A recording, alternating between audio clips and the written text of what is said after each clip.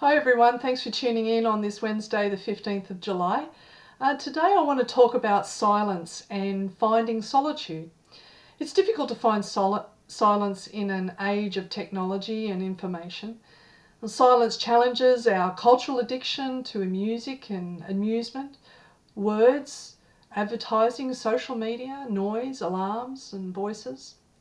And silence asks for patience and waiting. And both silence and waiting make us uncomfortable. They seem so unproductive. We can't tell if we're doing anything in them. And so when we come upon silence, we try to fill it. We cram it with something else we can learn or do or achieve. We break the silence of travel with an iPod, the silence of the evening hours with the TV or a computer, the silence of sleep with an alarm clock. I even knew a guy who kept the radio on all night just to avoid the silence. And every part of our life is inundated with words, urgent words, random words, trivial words, hurtful words, managing words, religious words, and on and on. And in the midst of so many words, it becomes difficult to know which messages are really important and which ones we need to remember. So to get through the flood of words, we develop skills like skimming and scanning.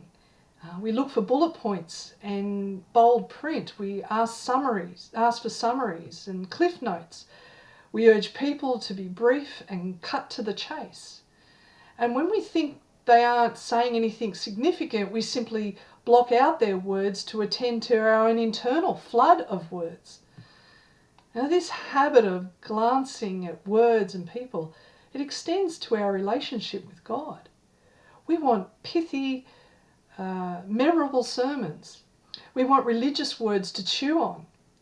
But the trouble is that there are so many other things we are trying to remember that the sermon evaporates by the time the service has ended.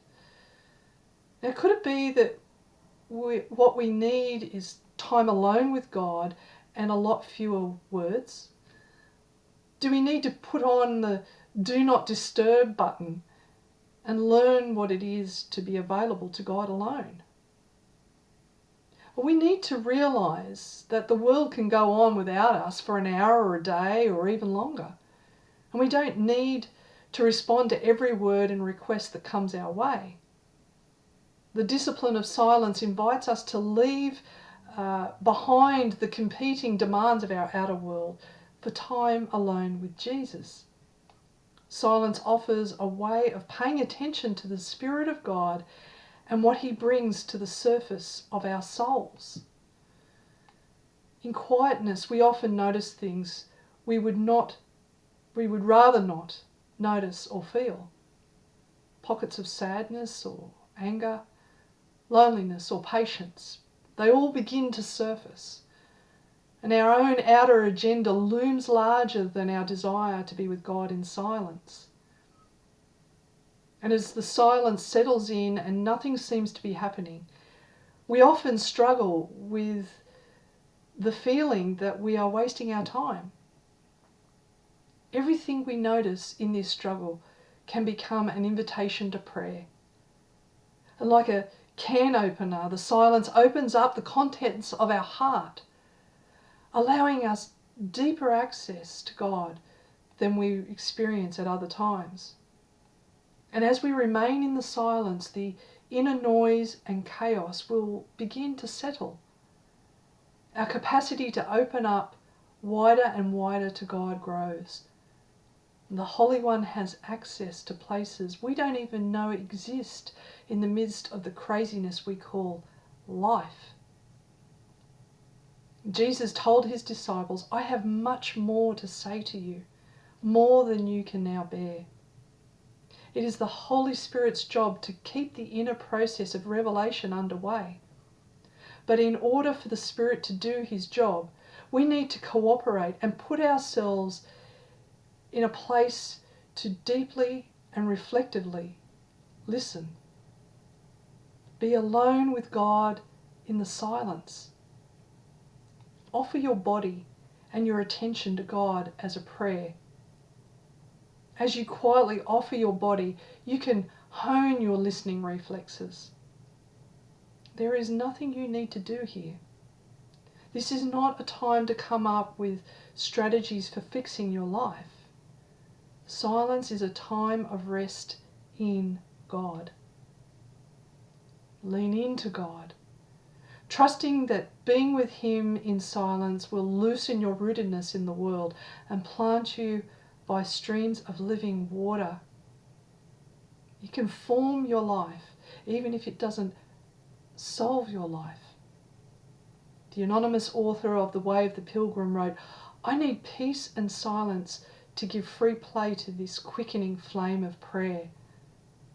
Let the silence lead you to prayer. And here are some questions to ponder. Do you avoid or resist silence? Where do you have silence with God in your life? And how much time each day do you give to silence, meaning no words printed or audible? And do you think God values time with you in silence? And finally, and I'm not judging here, but maybe you're someone who doesn't think that you're worthy to spend time with God. Or maybe you think you're too busy, or that God's too busy. Maybe you're someone who places other worldly priorities ahead of God.